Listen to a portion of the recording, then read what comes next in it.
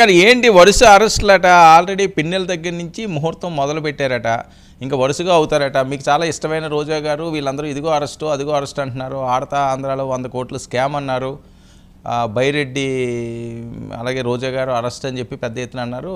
ప్రస్తుతానికి అదేం లేదు అది ఏదో సోషల్ మీడియాలో వచ్చిన టాక్లా ఉంది కానీ ఏదో జరగబోతుంది కొడాలి నాని గారు రోజా గారు అలాగే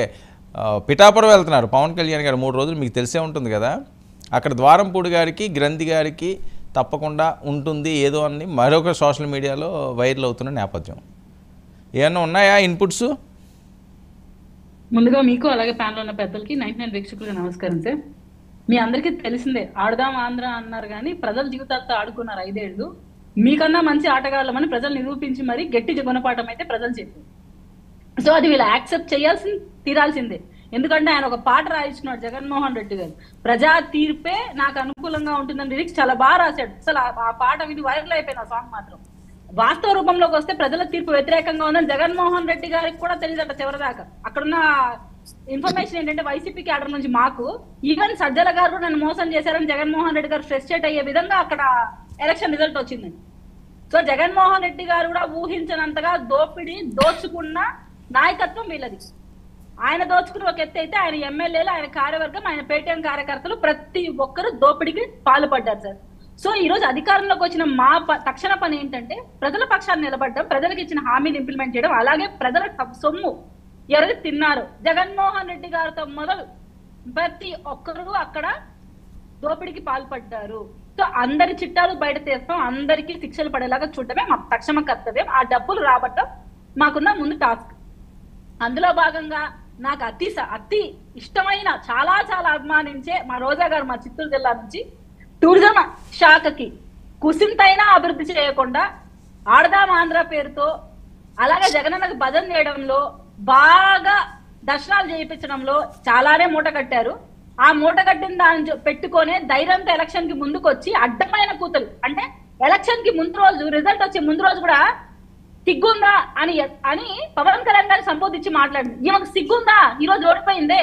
3 సార్లు పోటీ చేస్తే 2 సార్లు గెలిచింది 700 కూడా ఓట్ల తేడా లేకుండా గెలిచింది అంతే పెద్ద మెజార్టీ కూడా కాదు నువ్వే పవన్ కళ్యాణ్ గారిని సిగ్గుందా అంటే ఇప్పుడు మేము నిన్నేమనాలి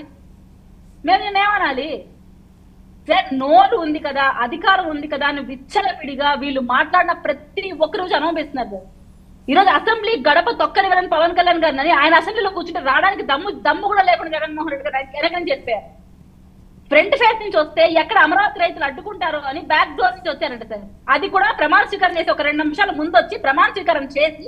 బయట నుంచి వెళ్ళిపోతూ అభివాదం చేస్తుండగా తిరిగి నమస్కారం చేసే మనసు కూడా మాకున్న నాయకులకి రాలేకపోయింది సార్ ఎందుకంటే అసెంబ్లీ సాక్షిగా ఎలాంటి మాటలు మాట్లాడారో మీకు గుర్తుకుంటే ఉంటుంది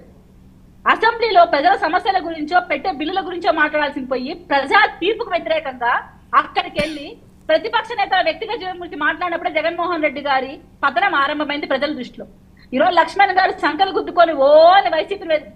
సపోర్ట్ చేస్తూ మాట్లాడుతున్నారు ఆ కండువా వేసుకొని ఆయన ఆ కండువా తీసి ఆలోచిస్తే ప్రజల ఇబ్బందులు కనపడతాయి ఈరోజు వీళ్ళు చేసిన స్కాములు కనపడతాయి లక్ష్మణ్ అన్నకు నా స్ట్రైట్ క్వశ్చన్ నేను ఇంతకుముందు డిబేట్ లో కూడా అడిగి ఉన్నాను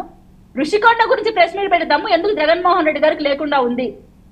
500 కోట్ల స్కామ్ ఆయన చేశారని ఇన్ని మాటలు అంటున్నారు కదా మీరందరూ మళ్ళీ ఎందుకు ఆయన వచ్చి బయట మాట్లాడలేకపోతున్నారు బాగా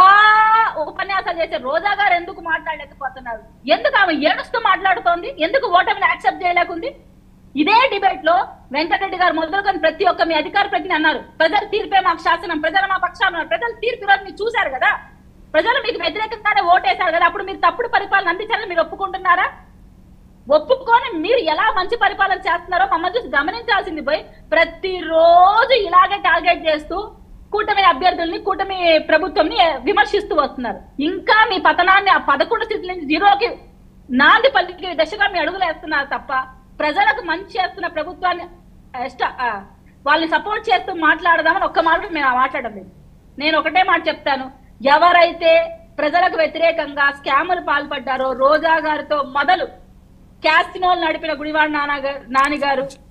ఐటీ కంపెనీలు అంటే చేపల కొట్లు మటల కొట్లు అని చెప్పి స్కాములు చేసిన అమర్నాథ్ మొదలుకొని సజ్జల గారితో భార్గవ్ గారితో ప్రతి ఒక్కరు ఎవరిని వదిలిపెట్టేది లేదు సార్ మహిళా కమిషన్ చైర్పర్సన్ గా వాసిరెడ్డి పద్మ గారు చేసిన తప్పుల్ని కూడా మేము బయటపెడతాం మహిళల పక్షాన్ని నిలబడతాం. అలాగే ఆ 30,000 కేసుల గురించి కూడా, మిస్సింగ్ కేసుల గురించి కూడా మేము రాబో రోజుల్లో ఎంక్వైరీ చేసి ఖచ్చితంగా వాటి తాలూకు రిజల్ట్ తెలుసుకుంటాం సార్. కాదండి, ఇప్పుడు మంత్రులందరూ టార్గెట్ ఆల్మోస్ట్ వీరు చాలా పేర్లు చెప్తున్నారు. కొడాల నాని గారు అంటున్నారు, రోజా గారు అంటున్నారు, సజ్జల గారు అంటున్నారు. ముఖ్యమైన వాళ్ళందరూ కూడా టార్గెట్ కాదు సార్. సార్ ఇక్కడ మేము కక్షపూరిత రాజకీయాలు చేయడానికి రాలేదు, ప్రజలకు మంచి చేయడానికి వచ్చాం. అందులో భాగంగా మాకు చాలా తెలుస్తున్నాయి, ఎన్నో స్కాములు బయటపడుతున్నాయి. ప్రతి ఒక్కటి స్కామ్ అనేది తెలుస్తా ఉంది. ఈ రోజు పసిబిడ్డల అమ్మఒడి పథకం దగ్గర నుంచి, వాళ్ళకి ఇచ్చే ఆహారం దగ్గర నుంచి, గుడ్ల దగ్గర నుంచి, ఏదైతే వాళ్ళకి ఇచ్చే అవసరమైన వస్తువుల దగ్గర నుంచి, కిట్ల దగ్గర నుంచి, బ్యాట్ల దగ్గర నుంచి ప్రతి ఒక్కటి స్కామే. ప్రతి ఒక్క దాంట్లో కమిషన్లు, ప్రతి ఒక్క చోట దందాలు. ప్రజల రక్త మాంసాలు పీక్క తిన్న ప్రభుత్వంగా ఈ రోజు వైసీపీ ప్రభుత్వం ప్రజల దగ్గర మన్నన పొందింది. సో వీళ్ళ నుంచి ప్రజలకు విముక్తి కలిగించాం, కానీ తక్షణకర్తంగా వీళ్ళు తిన్న డబ్బును కక్కించాల్సిన బాధ్యత మాపై ఉంది. అదే మా తక్షణ కర్తవ్యంగా పవన్ కళ్యాణ్ గారు కానీ, సిబిఎన్ గారు కానీ, ఎన్డీఏ కుటుంబం పనిచేస్తూ ఉంది. ఓకే, ఏంటి ద్వారంపూడి గారి పరిస్థితి ఏంటి? పవన్ కళ్యాణ్ గారు ఉప ముఖ్యమంత్రి హోదాలో మొదటిసారిగా పిఠాపురం వెళ్తున్నారు. ద్వారంపూడి గారి మీద సవాలు విసిరారు, గుడ్డలు ఇప్పించి నడిపిస్తాము అది ఇది అని. ఏదో జరుగుతుందని చెప్పి సోషల్ మీడియా ఆల్రెడీ ట్రోల్స్ మొదలుపెట్టింది విపరీతంగా. పవన్ వెళ్తున్నాడు ద్వారంపూడికి, ఇంకా ఏదో దబ్బిడి అంటారు, ఇంకోటి అంటారు. గ్రంథి శ్రీనివాస్ గారు, ద్వారంపూడి గారు ఇద్దరికి. సార్ పవన్ కళ్యాణ్ గారు ఎప్పుడైనా మీరు ఆయన స్థాయి, ఆయన స్థానం ఏంటో రాష్ట్ర ప్రజలకు అందరికీ తెలుసు, మీకు కూడా తెలుసు. నేను ప్రత్యేకించి చెప్పాల్సిన అవసరం లేదు. కక్షపూరిత రాజకీయాలను ఆయన ఎంకరేజ్ చేయదు. అక్కడ నిజంగానే తప్పులు జరిగి ఉన్నాయి, చాలా దోపిడీకి వీళ్ళు పాల్పడున్నారు, ప్రజలు ఇబ్బంది పెట్టి ఉన్నారు. కనుక దాని పాలకు ఏవైతే జనవాణిలో మాకు వచ్చిన అర్జీలు, ఇప్పుడు మేము అర్జీలు తీసుకుంటున్నాం కాబట్టి ఆ కాన్స్టిట్యుయెన్సీ మేరకు అక్కడ చుట్టుపక్కల ఉన్న కాన్స్టిట్యుయెన్సీలు ఏమేమి తప్పులు జరుగుతున్నాయో మేము గమనిస్తున్నాం. సో దాని పరంగానే పవన్ కళ్యాణ్ గారి రియాక్షన్ ఉండబోతోంది. అలాగే వాళ్ళకు కూడా తగిన శిక్షలు అమలు పరిచే దిశగా ప్రజల తరపు నుంచి తీర్పు కూడా ఉంది కాబట్టి మేము ఇంప్లిమెంట్ చేసే అవకాశాలు రాబోజులో ఉన్నాయి. లక్ష్మణ్ వర్మ గారు, పిఠాపురంలో